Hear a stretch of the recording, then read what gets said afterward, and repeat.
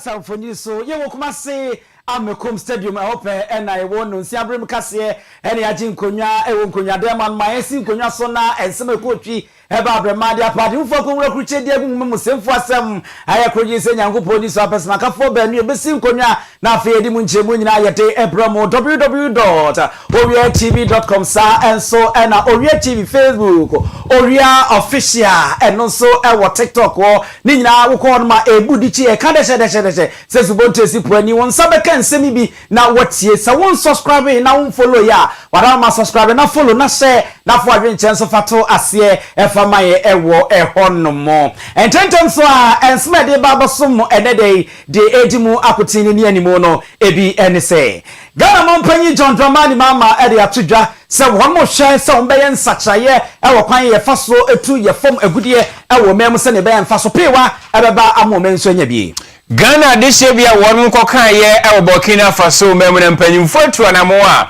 wakofa wonum e dia bepie o my Ghana ya ti okuru yo kra ne bra yo ma so pim so tumfo se to say kokon a entimi mo o mai ho bra na abanko ntabufo e kyerese se de niam abo esitie nyame ncha de se ofa general bosomini mu a eniema so ehwan kakra eba efie ye ka ye de ne kwan ya ba befa so a obesiesie a opepepim edu wayi ede atua na opanyi bia kasa ede afa ho na ensuo wo kwa atwe na se ko bio pipe a Mose agichoro na no na soafo a wo hwa ahonidie nsem so ehye omutu na mo se de Ghana fo benya supanom afuma gudi ayetu ya nipa bi afa kwati kwa so amenam sama asrafo de omo jimanso enya semketo yebobo na yewrem ho no mo bantaroma wei NP na ekamwa en se fisem semfo asema yekroje se nyankopon nisio apesemakafo benu abusia pani ousu tiumi miniminu aberma nana kwame ajiman opambo yade na se chenchenche ade ma jobi bank ebesika samu dwadie dia wo me yeti breke se a wo danso wonu tua no ene wo nkodi dwa na enema entimi enkonkan sa enso na yebeko emopefie premium and super premium rice no jambi soya bean oil no na afi yami tomato paste no edi asemfie ewo yedwama so yemo wode na yeni wo mu enidwa afi kase no enchirimu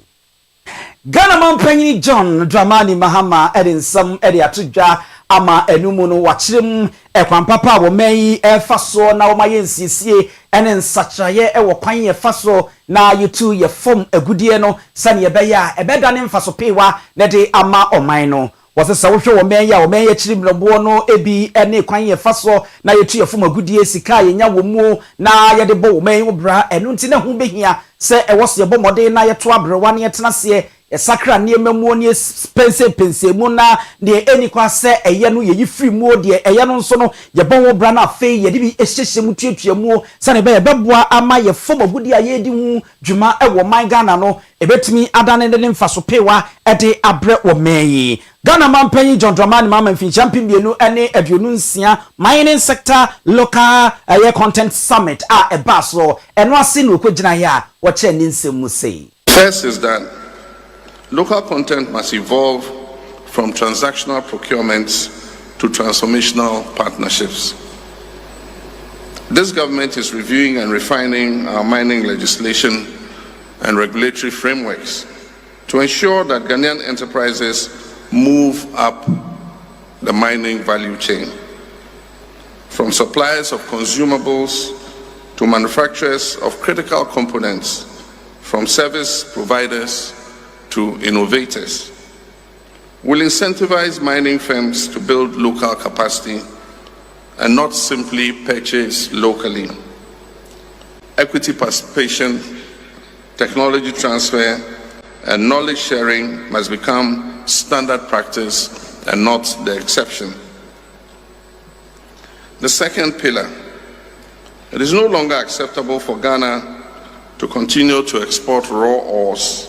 and import finished products.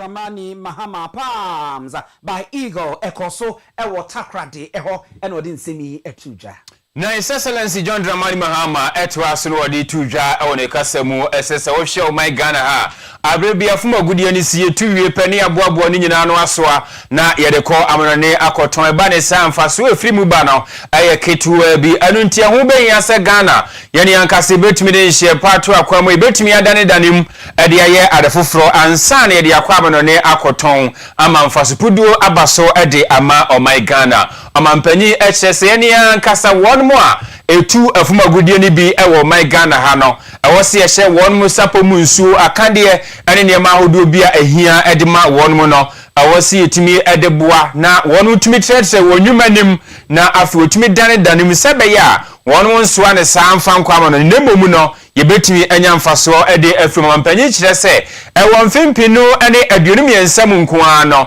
afumagudie ye gold a Ghana ye soa ede free ha eko amonone no aye bese America dollars no pepe ensia chiripo ensia 6.6 billion US dollars a wacheze nkawe no anke etimi dane niema mu Ghana ha enka mfaso beba so ama ye papa what the sanse tudwa wabra na local content summit ekoso Takrady.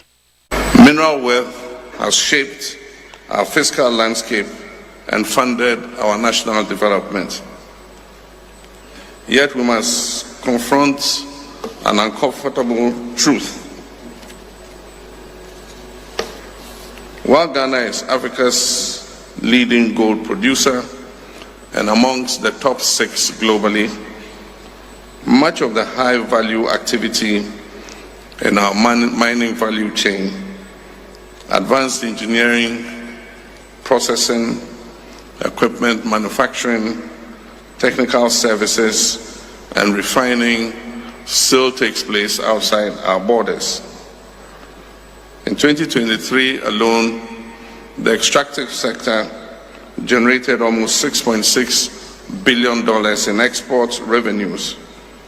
However, local participation in high-value segments remains very limited,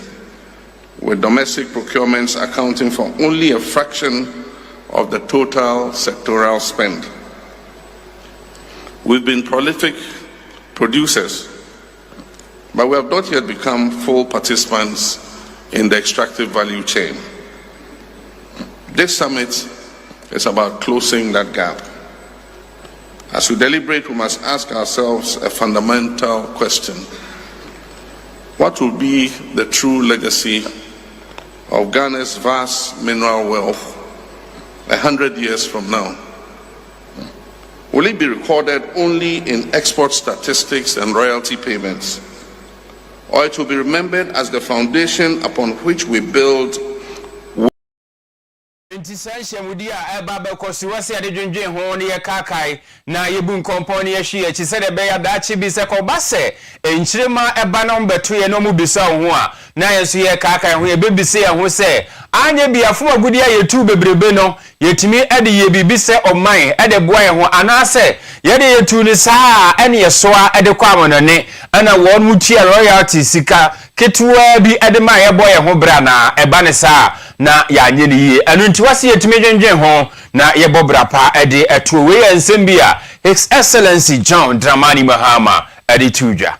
koko eye adia aboa wo mayi pa ene opepepimbe semienu eye sika anya hwe no afibie bomoden na ede momen ede bon ho bra aboa me achichiri yenkuro aboa me achichiri asisi enkuro aboa ama omayi enye nmunyam ewo wiase adwama so nyina nanso so koko na ene yede ani ebeto so ana ebra so se wose ye nsachira ye womu na emwa wose yede so nananom akuafo a wonmo edua koko no ye bomoden ne yede so wonmo ase na ye hyem kina ema ne ye kama se ne ba bibia ebekoso se wose yetete nkrampan yetete wose yetwitwa se wose egusu a wose yegu nanso sabia ku donto yesi obi nim da ekom ebesi enunti na wodo na wokoto kwadu a na wajam ho ewo ho no usumbode a na wasum kwadu ewo ho enunti ye momoden sane ebeya no baya wodo anua wodo na yenya eniema firi mu no yebetimi anya bibi abidi aka ho na akoka koko no ho na timi aboaye amoman ne anim anyanyam na anya ahoden anyanya edi egina so ene anya hwe no na afibia no opepepim dumienu ene ye benya na ebeka ho aboaye ama koko no atimi akonkanya na yesani na ne kwan so ano no ɛno betimi aboa ama nneɛma atimi akwankan paa ewiase kɔ nanim ensacha ya ba ɛwɔ ya nso yɛ sɔreɛ na yɛ sacha yɛ ho ne yɛbɔ yɛ ho so ne yɛ ka nneɛma edisi ani sɛ ne be ya bibia ɛbɛkwankan kasa wei efiri de ɔte okuruwie okrareɛ ɛne brareɛ ngoma so ɔpem so otumfo sɛ tutu kro bia refie ampasa ji kɔtɔkɔ hen no ahemu nyinaa hen na mmom amamra ne amane mu no ɔde soma wɔno ankasa na bakan a wɔyɛ nkranza ɛman hene nana akwa me bafo a wɔtɔso enum wɔno ɛna wɔresa na no de sami na wɔde soma no abra na Ghana Tree Crops Investment Summit and Exhibition ɛkɔso ɛwɔ hɔ no na ɛno na nkranza ɛman hene otumfo abakan wɔkyerɛ nsɛm mu sei. For generations, cocoa has been the bedrock of Ghana's economy. So, it has educated our children, built our communities, sustained rural livelihood, and earned Ghana global recognition as a dependable agricultural producer. so, Cocoa is not merely a crop. It is a national symbol of discipline, so, sacrifice, and resilience. so, Yet, distinguished guests, responsibility demands honesty. Cocoa today faces serious and growing threats. so, Climate change is altering rainfall patterns, so, shortening growing seasons, and increasing pest and disease incidents. so, In several cocoa growing areas, yields have declined significantly over the past decade. so, Polluted rivers such as the Pra and Cobra and Ofin and left behind degraded landscapes that neither cocoa nor life can easily reclaim. so, Cocoa alone can no longer carry the full weight of Ghana's economic aspirations. so, This is not a rejection of cocoa. so, It is a call for reinforcement.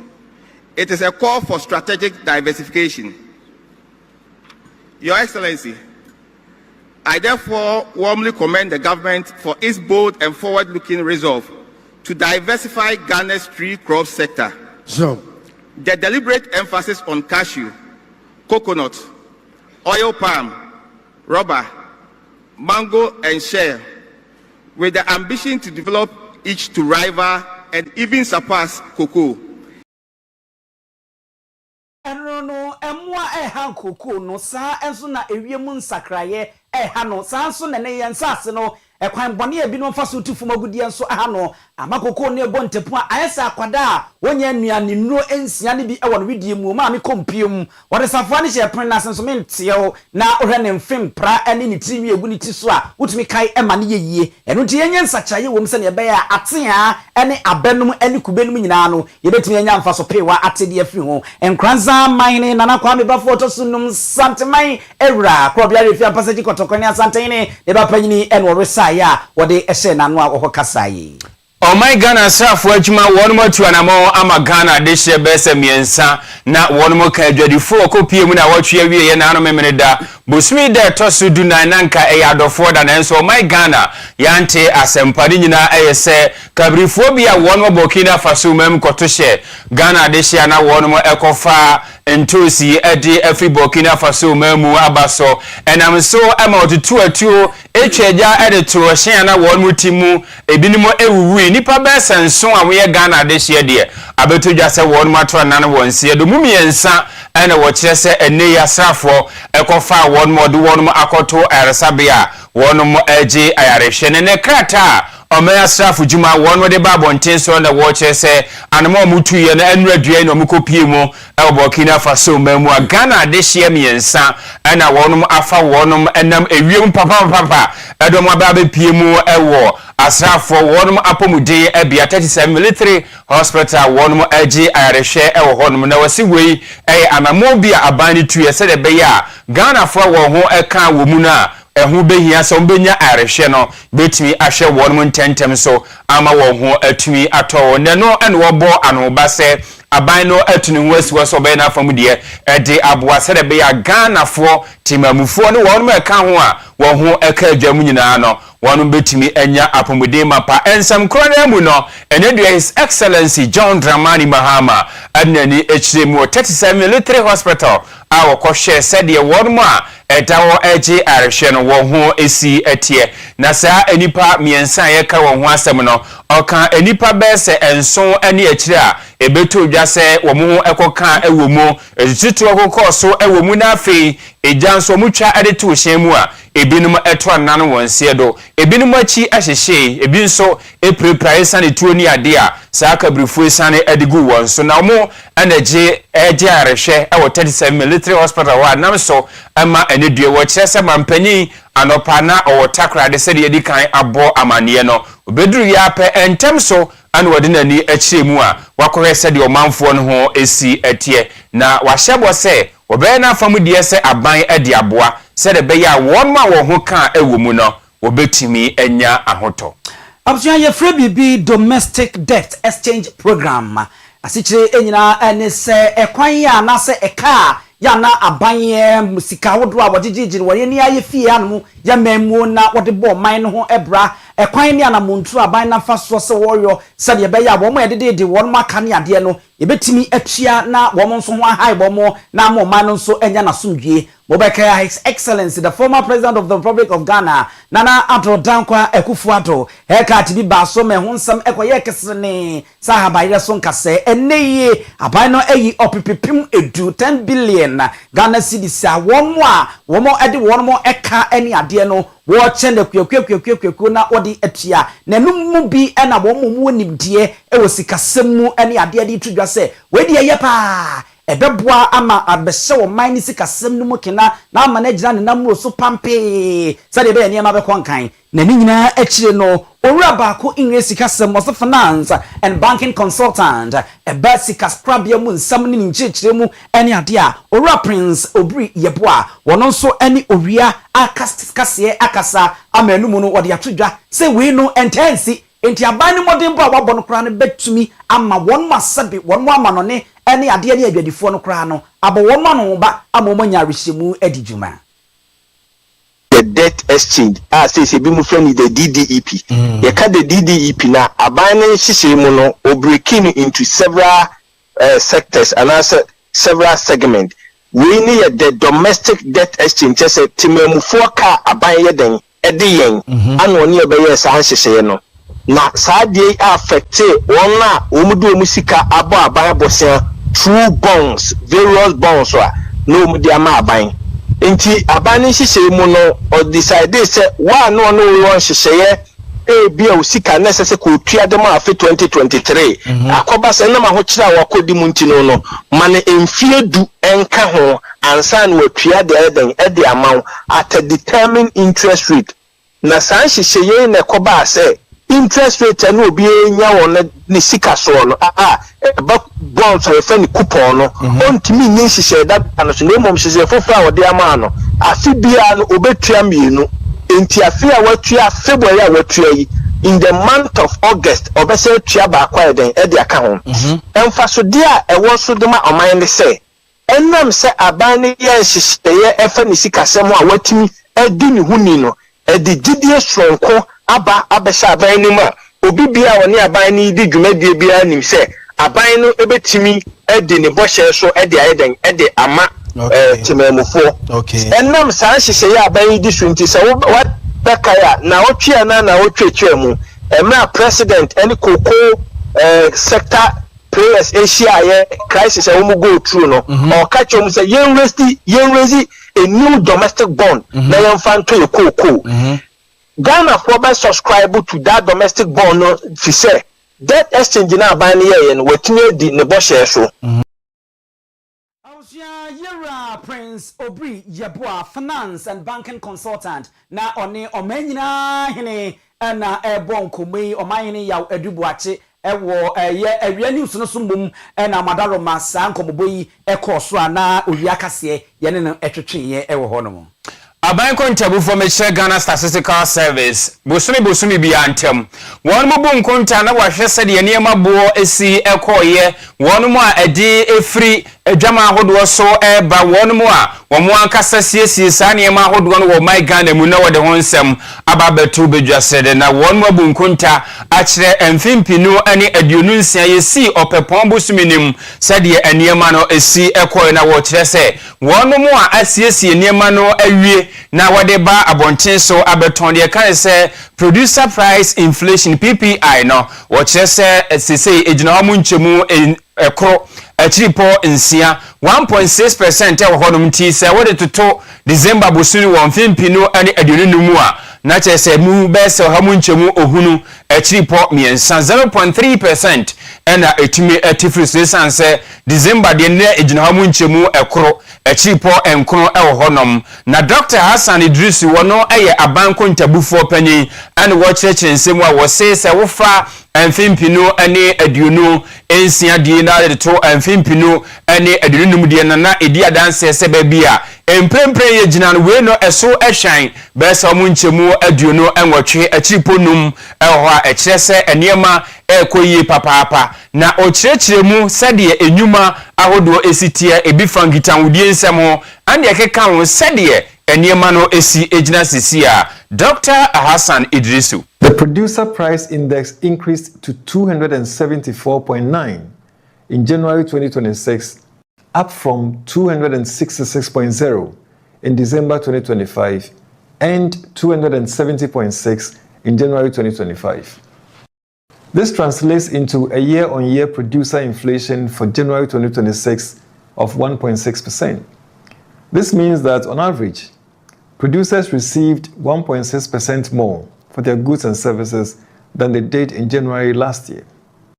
This rate is slightly lower than the 1.9% recorded in December 2025. It is also lower than the rate of 28.5% recorded in January 2025. However, on a month-on-month basis, producer prices increased by 3.3% between December 2025 and January 2026. So while annual inflation is moderate, short-term price pressures increase in January. Let us look at the sectors. Mining and quarrying recorded 3.7% year-on-year inflation, compared to 3.3% recorded in December 2025. On month-on-month basis, mining and quarrying prices increased by 7.0% between December 2025 and January 2026. Ntiwe Dr. Hassan Idris wono ene ya banko ntabufuo ene wo cheche ne mamti wo sesa wo hwa bosome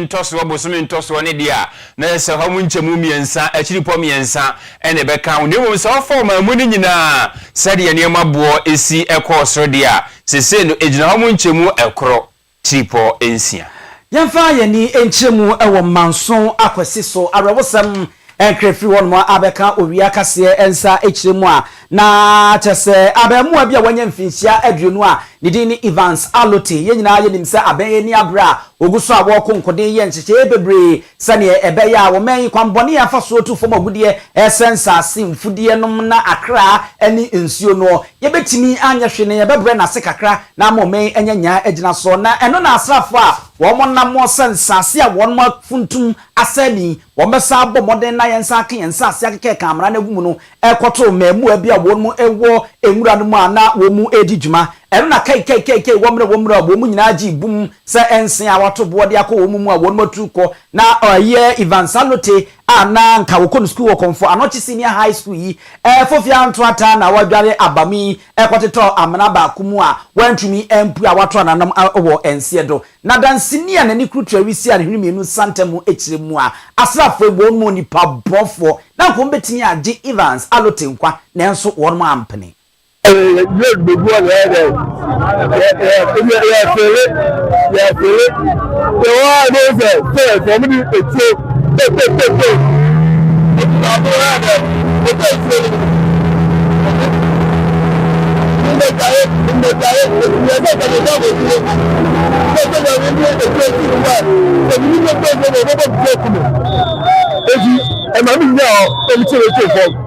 One of the same family, I'm not going to I'm not going to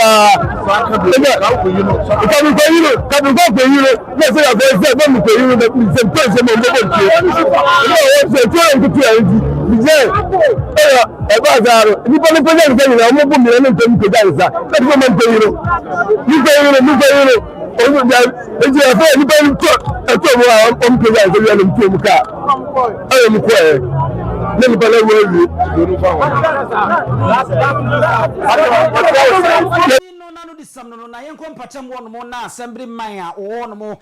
ononyamfo Owia Kaseɛ wode atodwa se kwadu a wode bo asrafo se na sa wo mo no wo mo kro no wo mo boni osisika wo mo gege adifiri wo mo a wo mo se wo mo nam kwambɔne so na etufu magudie ho no eche wotwe mu nwi se de wo mo de ne den ne ese ahokeka bi de asem a enam sika wo mo gege difiri wo mo ye kwambɔne so nti no eje wo mo nwanwa na abrantie se wo mo ma kwan a ka wo mfirim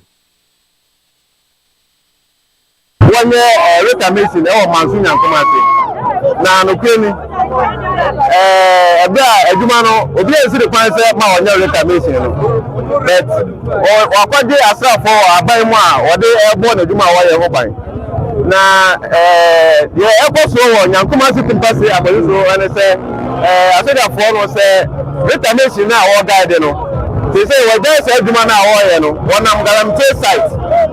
say what the machine about site here. I say I never beto site one more. We get 5,000 cities. We are human now to be a staff for the bar. I'm about to do 500 cities. And the from Hanuma, beside Bano said, what the staff for the bar said, one man made this car. And I said, I'm not going to say. I know Concorda. I'm right. You were a position on Mana. Mina, of course, a staff for a bar, a position on Mana. Rukwani eto mo tutu no se mpanifo amemo a de local government ba na ntayi nti ebo anan koi na kata ni nyemu emante on ba beto mo ho no mo no enam eto ara mo tutu nti no Rukwani am sese ne ade obi anso ne wa na koma etimi etuo ebi se be ma na obi okuta tuo nti yakoba asa no emante ni edwane na emu bi ato ensuo but ne ya wa e wo mo ne se maintain be ho no man kana o mo wo percent ko mo be yi body na nipa na auto nsuru mu Abujafo ononyamfo Owia Kaseɛ ene yeteni nkan na nam se mpanyi se ba ko redura egu sa enso en wode hye anko akwa adwane nti no wahena wo akwasi so na na akwa chigima yebo a otoso mienu nso etigina mu a waye chechenchenche ne wono nso eye bie wode adesede ato posisi mpim redu sa nso na ban krache panyina wo ho sa enso en osofo ho yefisam nsam so se wo momoden na animanimu ya sa asrafo no won mo enka bo won mo tujanyi wo mo mfiri mpatem won mo na wo munya atete a o mo de tete ne manfo no ojafo tete o akwasi so a ye bi kan enye fe so a o ma sa de we ni esi ne ba ko ne ensan to so mai ni na wo ye soja ni abaya sumawo se bra be pamo obi ase bi wo ye small scale man na so wo ye galamse me ka ase me so galamse so dabi me mo baba ni sikosi ni pano o baba ni sikati 3,000 4,000 5,000 fili pano na one day o bara so wo skara mawa we no ntuo ani obi ara na kuma etimitie etutu a ebu a na dwe no bibi kwa betima aye no bibi betima aye no abrantie ya owuye o medisia once our team and so kwani so kwedu o medisia wasaye me nana enne eye first la ya nhwe ma sa de ye be on possible na ni abrepa ani ami e ka na ko dira nsuo no me hwe da bia na abrantie le ti a abrantie no tutuo e ma abrantie no wuye a na ni akasa mu anwa ebi on ti o so tutuo abanse ko pamu gala me sefo abanse ko pamu illegal money etu tutu be fe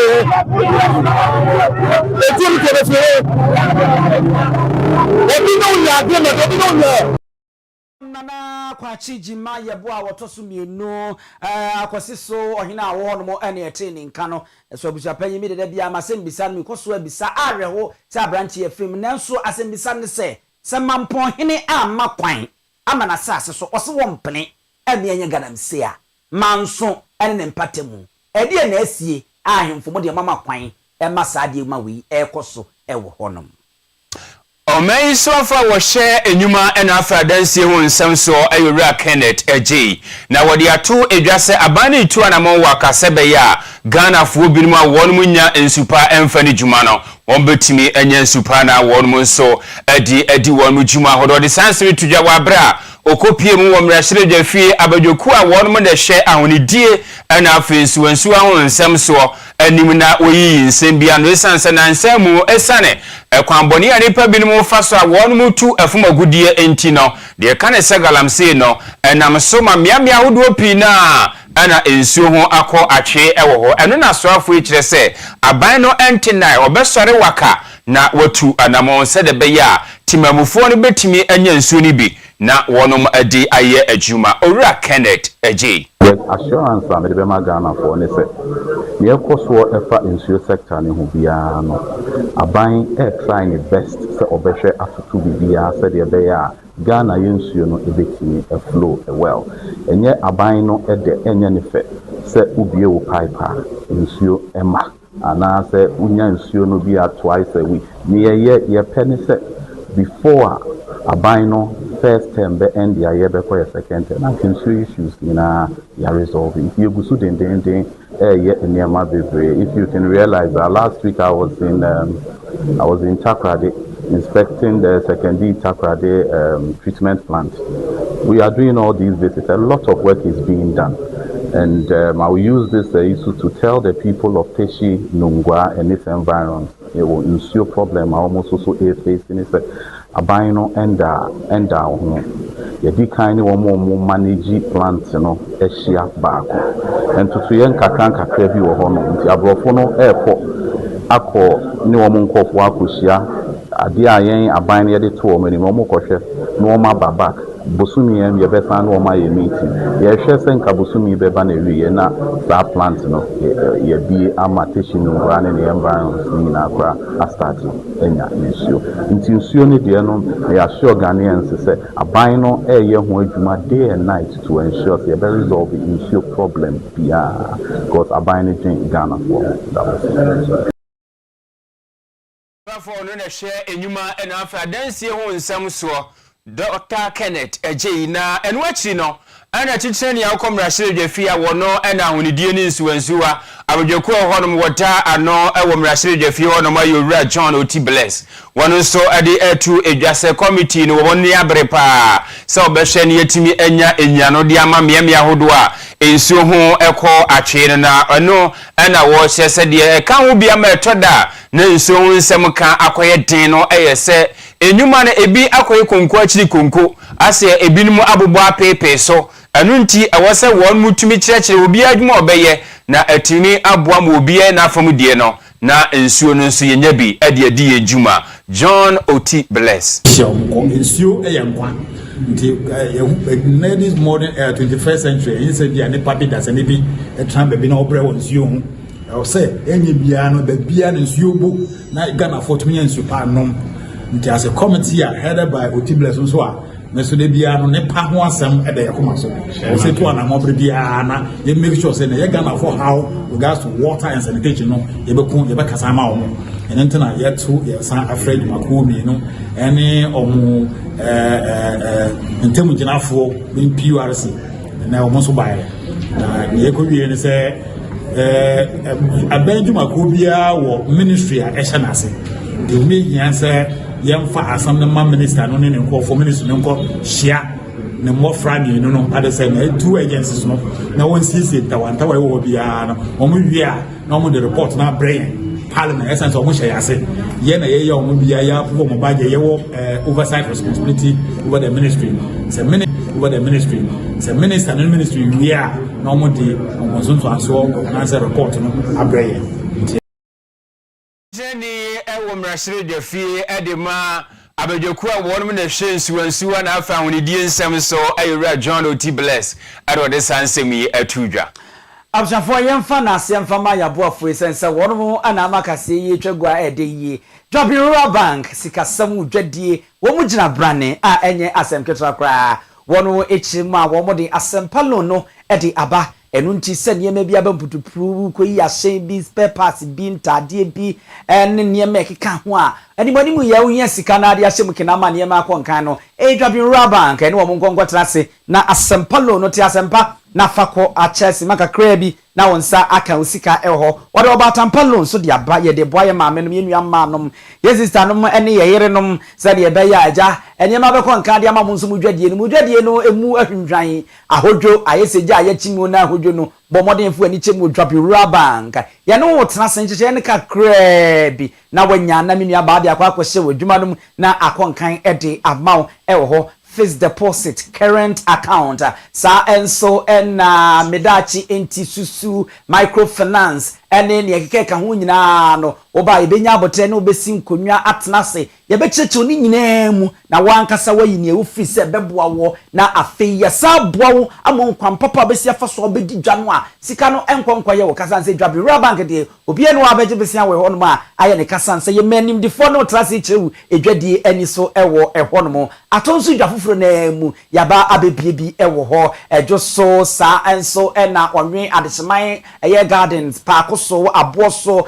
pankro no ni nyina ye wo asoye ni bi ewo ehono ni new road nyina wo ba won sabekan na oni ye edidwa ntitua na mo na se yisika na wo pede edidwade a Dwabin Bank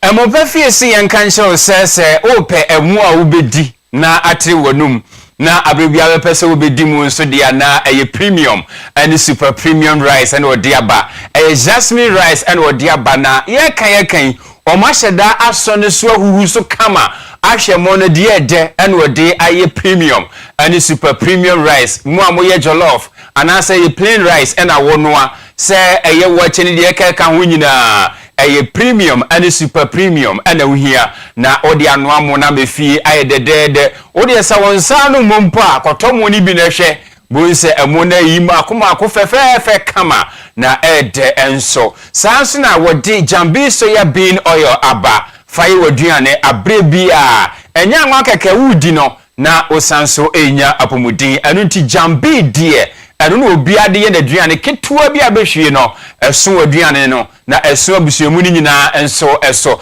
ode yummy tomato paste aka ho tomato paste papa emu ede natural ankasa se ode ye aduane a enye de ode kono aduane a na ma wonam colors ni ade ni bi eda bi eye yummy tomato paste eno enemo pafie edi aba and to say restaurant mo amoye provision shops and the ka ho hotels and food vendors ahodo ni nyina ko emopafi unsabe kan mo jambi soya bean oil ni bi na wanya yummy tomato paste na odi apiso kama wo kumase ha bomwanefu ani chiremo ewo edum oben oyerepa fm ena afi se okopata senso a eno ane se wodi wani echi wani achamfo hotel no ene di enhwemu pafi ewo honom ena se okọ enkranso a medie Passen Gardens wo mo junction so ope ena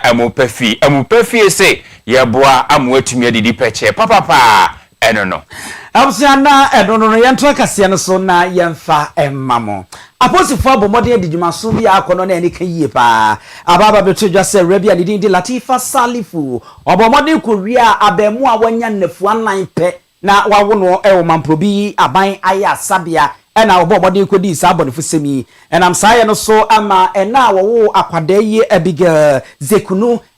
ema ninua ba Herita abi edi nachi ema aposifo echema wonu bai ebeto wonu monkra ebe report no se de asienie wosi wochema wada wonu ma ana ewre ya betodwa se ni dindi Latifa Salifu yie waye no ho se wona asini agya wo ba no abehwe ne beye ene maamiye na ofa akwada yie maami a wawo akwada nefu anan na obada nche na asini abade se wo hwe no aboa no ene se no ano no hrabasa pedie woto nani bonkum ni nifa wo mu ba bi akwada yi ene saa nasi wonenam ene ade eno wo mu dim ka bebo aposifo amone aposifo mo ho eye harepa we wo mo se anopa ba se nondu na asemi won mo ede ba won mo asoye na won mo tu anamo enso ekoi a won mo ko hya ase ye nhwehwemu ewo ayasabia won mo anyina ye hu very agentra ha bobata bibi sapo asochi ewo social ni media no so a maami sa CCTV camera yi na etwa no ewo no beto so eno na afedi aposifo ensa aka no ebusia de abeke ensa echemu afedi ena wo ebeye ehune ba wo mache ababa yi nso wo mo de ne ekwa ayasabia kwada no no makorese bibia ekoyi ewo ho no ma na ewra a wo yekasamafo ede ma aposifo a wo no ewo nkrampumpuni emantemo achensemu maami Juliana. On the 17th of February 2026 at about 10 a.m., one Abigail Jukini, accompanied by Henrietta Abbey Blessed, reported to the police that an unidentified woman disguised as a nurse and had stolen a newborn baby from the hospital's postnatal ward.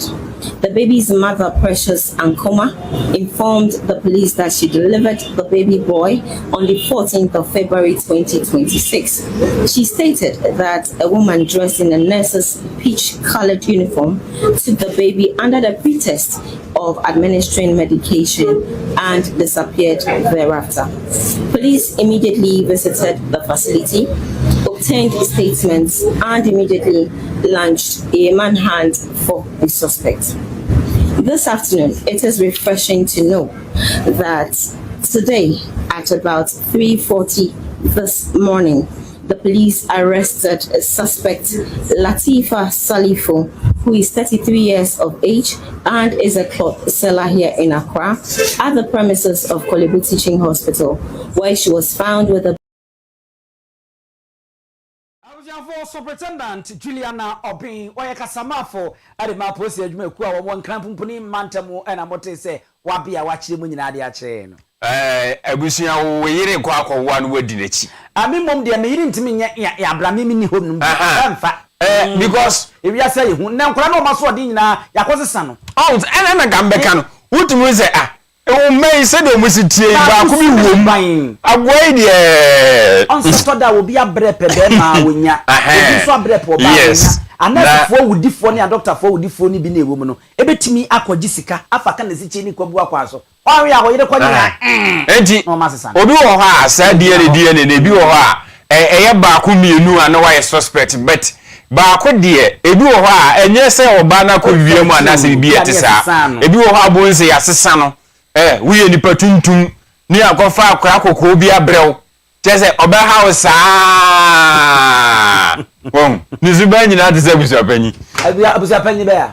yento Akaseɛ bɔ no so na omai posi adwumakuo no ene wode adesɛde ato Ghanafoɔ nyina anima wɔ sɛ yɛme yɛni ɛna otitiri ne wɔn mu ɛyɛ adwuma ɛwɔ apomuden mia ahodoɔ no wɔse wɔn mu ani da hɔ a ɛbɛboa paama de esie wamprobi akɔwi aseɛ na polyclinic ɛwɔ hɔ awuraba yɛfrɛ ne sɛ Latifa Salifu akɔwi akwada wɔ hɔ no ebi ansan ansibi de esie ɛwɔ hɔ de ɛmɔnimisɛm dada awurai fa na wote sɛ obi a wɔkɔgye awoɔ ɛwɔ ayaresabea hɔ nom ɛne sɛ obi ba wawo ne nafua nan pɛ wɔtam ne bɔ ne bosa de yɛkɔ Yesu Kristo ɛna fi dwambuom ne yɛde ne dwane Herod ɛne sɛ nkɔde ne kɔa no na nyame ncha de omotumi akyere na no na posi panyin ɛbɔ amaniema me Juliana Obin wono ɛna hwe nkita odie nsɛm so ɛde ma posi adwumakuo ne fa wɔn krampuni mantam ne mu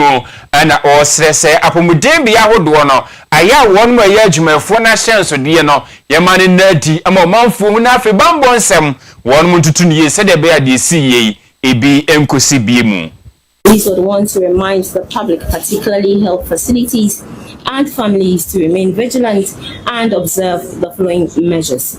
We expect that for hospitals and health facilities, we enforce strict identification protocols for staff and for visitors, ensure babies are released only after proper verification, install and monitor CCTV systems in maternity wards and other wards, including entrances. We also expect that we maintain visitors' logs and restrict access to postnatal wards. Report suspicious persons or activities immediately.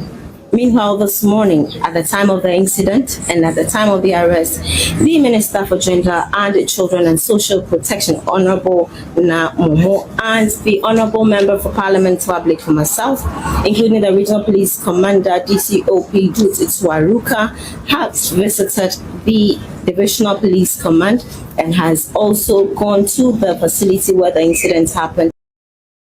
Awusiani pa yetini ni oko enkramumpuni mantemu a posi panyina wono ane hyenkita udie nsam so edema won Superintendent Juliana Obeng yenim se LGBTQ+ emane ma enna mema enna ewo mema nhwemu beto dwa no wanyi chemu no adiokono besem yensa se won mo nyade a won mo fo so a sade kwantro dra bema no oba hia na no saa na won mo ehwe no ewo mema no mo na hye bedwafo be sedu ene wo magya wo na mmoroso ekruchi nsam pese wo yemra ede bata ho a echi kra yenim ne esi ye wana na danko akufo ado peso de aben so ba ye de ekoso a ewo semra no wo mo sa ekruchi ebiem no mo sa de ko man Ghana mra hye bedwafie ene yenya ne nti semra na sa kwa koduru efie wo no biem owura onwanyamfo intimfo jo a odi mutintiman pa kasa no de atodwa se we enya de ye na manyosam MPP NDC bia ye nyina wose ye ke hubomu sekutu ne ye keka bom ne ye hwe kwampapa ebe fa so a ebe boa mo men atimi akọ enkan ye hwe ye ne ye Dr. Justice Apia Kubi wono ene ni kodi nkoma oka coalition for proper human sexual right and family values wono mo Dr. Anwure yi ya mo adwemo akwa ba. Hello doctor. Hello. Dr. Memo adwemo akwa baba Owia Kaseɛ so. Ye ni. Me pato we ye betini akase afedie gidie bi wo ho omanfo a won mo ani nye saa mane mana mema nei ene mrahye bedwafo a won mo ebo saa mre yi wo brase ne be ya aban beji atum no se de ebri ye beka se afedie gidie bi aba a ebetini aba mo aye mre ya na. Pato voice works pa ke mama ntimi se da antini ye. Me pato afedie ye aban wo kakra. Amane after obi o Kaseɛ ne voice ne closer than what I would Dr. Afede mabe na me bisa sase de yesi abra mreya yensa from rebiem 8th parliament ne ko Afede 9th yensa rebiem afi akoduro no yebetini akasa Afede arehemu bi wo ho se Afede mreyi ebetini abaye mra na yo me da so me chia we hwefo no atiefo nyina me no peni. So me power something there. Like I said, the hope now me war before no is still the same hope in changing because about back. As so many now almost always the same. And because I to do pepper almost the after first reading. They call the same. I'm not for Nemo. Say they call the same old process. Nina to Raku. The say in pension power meeting be and ra. They can say empire neighbor say this time in all the way up to almost 3 years and some at the end banner by a normal day expedited. But now that a parliamentary select committee on legal and constitutional affairs, the process so the first time on a for show memos in the idea you call here interviews you call interrogation near day almost for the same one again.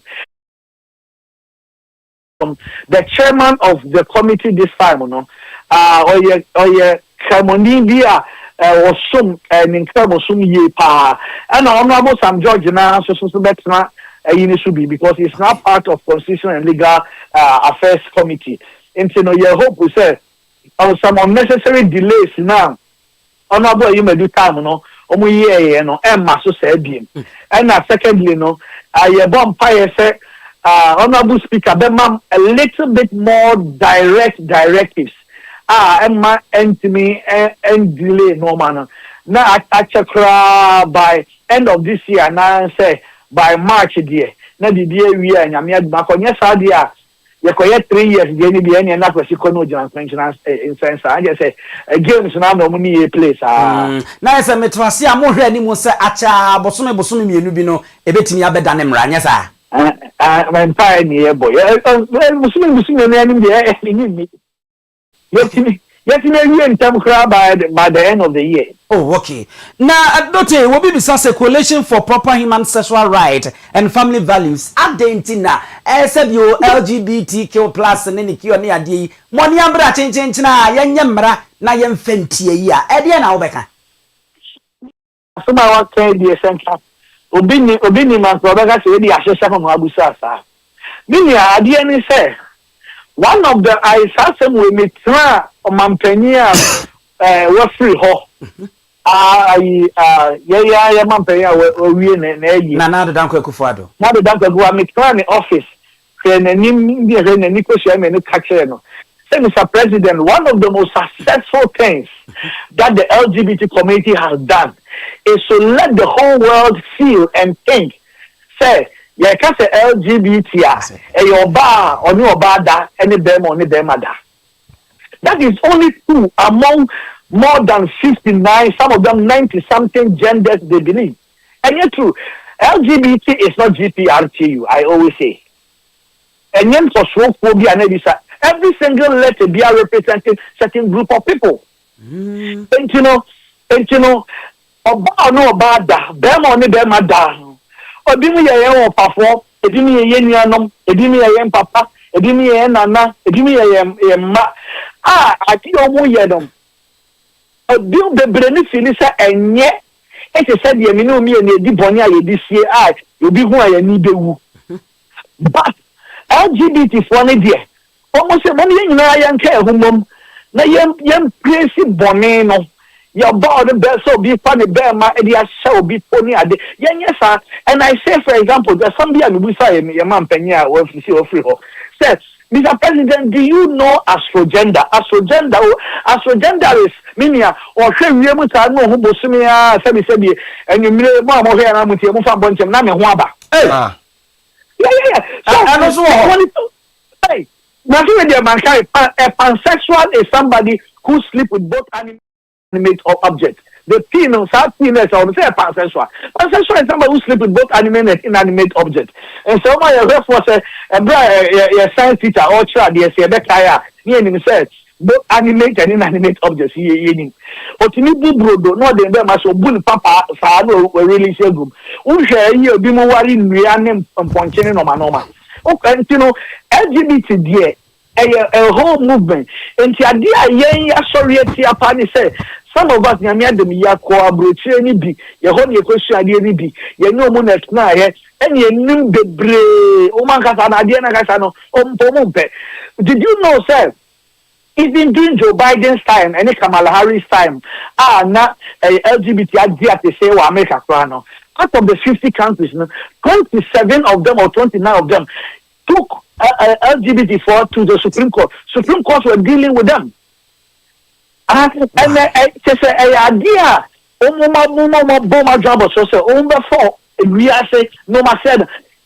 It's a social move, a social change movement. Okay. But homosexuals and say you mad than men and men than the and no I said that because you said you don't need any we don't need problem. And I said that again, over the affront. Okay. Mamisa, there are so many things behind me now. Nako, and untinamete what some who can say. Sankomo your mother and put the sia, and Kamuni won't have say or pese or mining in Ajitum send your bit me a dear pin. Yes, I know party. Na Russia need them. Adio Koye or yes, ye and Kubin who be. Yabontini a party dinner. Okay. And only ask them. Okay. And that is what the LGBT people want. The homosexuals want to do their things behind the scene. And but say now only says for example, in America, what the inferior do nine, you don't have legal right to vote because you do not have the intelligence to choose the right person. But after the inferior he has the intelligence to choose 7% may transgender. Me block me banning for them against on your mommy puberty blockers. Which is also called chemical castration. When you ain't come them and feel any normal. And some of them is not and you'll be a review, some of them you knew with my classroom. Okay. You know. Doctor, Ebrenti, Fancy, and I was a bravo for no, you're better. Yeah, me that's it. I was for Coalition for Proper Human Sexual Rights and Family Values. Dr. Justice Apia Kubi waka womo on any din komo so bi hwe bosome na enya bonsam no ye fo a enya bonsam no ye fo a wo de ehwe se de ma sitie ma se de nyankopon si asiesie omo gina ho kaman chese ba bia ya homeka esi den na wo de mponche ne jeze moasem o se wo hwe wia na ne ho aba chese me bosome mponche enwan enkokọ chese moasem nko a first na nam Ghana lesbobo ana mo di gi gege ni e chetia abere ya ho queer ni ho nyina be kan ho everything asamba great ni na be kan ho o be ka queer na sa queer yan ko ya bezai queer na we be dem am yan ko queer minimze mprosem kura awuzia me ento akase bo no so na Ghana baye ekyerese enipa ne ho nsem agimina ewo my Ghana mu Russia ni dishia ebeto jase bepie mu my Ghana mu na ne wonam ohia raba bi ne wo se opa ne wabo apnu o se come with me na come with me no ebikura zu se enye come sa COM enibina ne wo kan emom no CUM come with me enti ya na ne a man will be so, what's your name? No body. Are you single? Was it no? And I say you are married. Now, waka say yes. Was it come with me? Now, and your man, woman, Bruni, Tinachi John says, Sabio. Then she didn't come my yanka kukuno. Now, what do Bruni yachi? Could be a Danny and the Achena. Ye kisiki be me a B. Ah, now, and a D. Our honum. Now, I say, but told their video by ye. Or may I swear for Binois. Wamo ena ehye asetena mu nsem enkoda eni mu bambo ensem so ne swafo no na ehye engitanwodie ensem so ne kire communication digital technology and innovation we Sam George and wonom ayen sentrofo nhye wo kire se Russia for wonom embassy wo my Ghana mu no woni empanyimfo yi akohia no matoato adwen esanse edi eni mfonyina etwabu awo social media so ne dawson anu nti won hyada hu pote se asomasi na so benten ene se nipa na oba Ghana abeto Ghana forma emrade ema enam soma empoma katima kapia gro no wonu si ya wode abetu bedwase de no nti wo se enkomodie na ko akiri pa ama nkrata asem wo efa wonu mu a atukwan efri Russia abepie mo my Ghana mu ene mu nkrata asem dance die ndie ka kan ho nyina se Ghana ban ensa kan obo anoba se enche kura enipa wo gina mfimfini se oye Russia ni o se oye die ni o omune ne ho nse ba batu bedwasre de ama mansan nyina atumi ehu bie Abuja MPP Amanyoko for Penny Yewra Justin Frimpo Kodua ede Amanyoko no aba won be hyase no mato de afi fomo ede abasro mechenes na abeyi mpanyimfo ani tini atwetwero polling station eye regionals ne de keka ho nyina no wode ho pemasibre ede aba na bro ne nsentrofo edi nkomo a wo chechire mu ene kwa mbefa so a wo mbekuru chire wo mudi atro wo mo mpeso mbedo Amanyoko ni din no ora Justin Frimpo Kodua echire nsemu sei indicated to you earlier on. NEC, which happens to be the third high decision-making body of the New Patriotic Party, received some recommendations from the steering committee and approved of the recommendations and forwarded same to National Council. At National Council, the recommendations were based on the timelines for the New Patriotic Party internal elections and the guidelines. Without wasting my time, I will proceed to announce to the general public, the rank and file of our party, the timelines for the New Patriotic Party internal elections. The party begins our internal elections with the continuation of registration of members.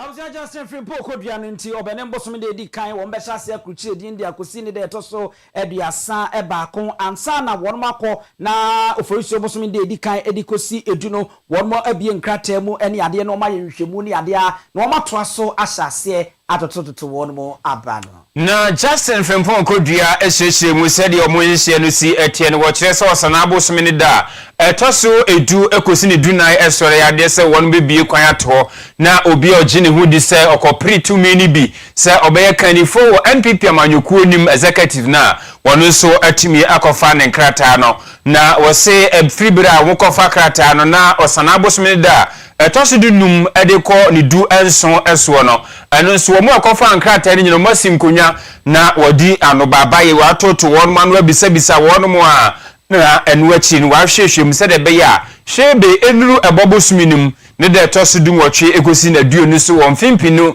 ene aduonu nsia mu de na wonom toso aba as follows the processes and the procedures. Opening and closing of nominations shall be from 10th to 14th of August. Filing of nominations shall be from 15th to 17th August. Vetting of aspirants shall be from 20th to 23rd of August 2026. Release of vetting report shall be on the 25th of August. Appeals shall be taken from 28th to 29th of August. Then the elections shall be held between 18th to 20th of September 2026. So ladies Free Poko Dia do na friends JFK wono na echwechwefo edima NPP amanyuku no Otra so chrem sanya de amanyuku no besesa won mo na aba no won beto afi form de abasoro sa na we no okotoni ma abosom de tosu edu edi kosi de tosu dunsia no police station executive ebeba so sa enso na eba mpesua bia mpanyimfo a wose wo yi wo no so a eno nso eya aya wo mobo eni kita won sabosomi ni mu de tosu du baako eni ni dumienu so no eye bosomi ntam no ene no nso wo mo ede bebo ho bra o kirekiremu ede ba ya me no nso besi say at this meeting of the NEC and National Council hereby enacts and adopts these rules and regulations for the conduct of the party's internal elections at all levels of the party. Registration of members. The National Executive Committee and the National Council of the New Patriotic Party has directed that prior to the commencement of the party internal elections, for the elections of party executives, from polling station level to the national level, a comprehensive registration of party members shall be undertaken, which are stated in the timelines. Accordingly, the period from 1st to 31st March 2026 has been designated for this critical exercise. This registration exercise constitutes a fundamental pillar of the party's internal electoral process and is intended to ensure accuracy, credibility, and integrity in the conduct.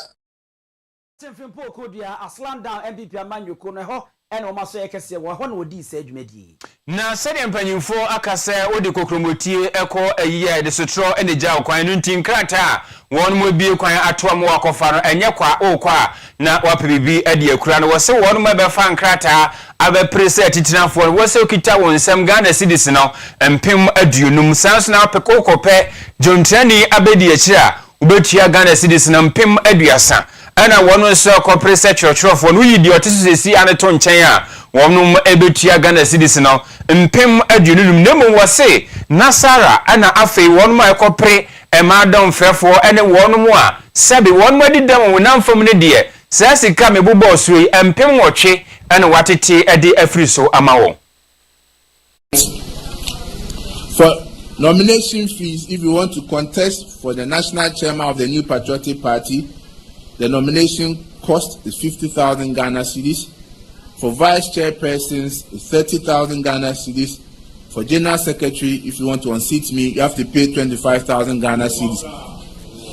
All other positions is 10,000 Ghana cedis. For special ranks, Nasara, women, youth, and person with disability, they shall pay 8,000 Ghana cedis. National Officers Elections Committee shall, in consultation with the National Executive Committee, prepare detailed guidelines for the conduct of the national officer selection. So with respect to national officer selection, a detailed guideline will be presented in due course. But in all this, it is expected that all aspirants shall be required to strictly adhere to the following code of conduct. All aspirants shall campaign on issues and refrain from leveling unsubstantiated allegations, personal attacks, and vilifications against their opponents. No aspirants shall undertake any activity that will polarize the party along tribal, religious, and other factional lines. We Justin from Pokudia GFK na de ka ho bia odi say wa be kwa kofa krata so ko pribia won sen kan mu ma honte ma hon na ho nya kasantwi na enya ateni se wo to ahye obi so no wagu ne ho fi ne nsem ni bi eno na busua ye begina eno so na anwumrei Owia TV anwumre ne nsia kase boye ni nyina asi ewo hanase enkoma newsroom abuafo kuku jando akosia so mu asa enso na akọ MC Arobapa ya Grace ewo honom sa enso na abrantie na yaw ono nso ehye ho Mr President enso eka ho wonom na toto niema kama edi emaya yetumi ejina na so ede brenemum samufo eye Owura Asante Yeboa Benedict ena akenkanfo ne yeme Nana Kwame Ajiman Opambo ena abusia pani osu ediomi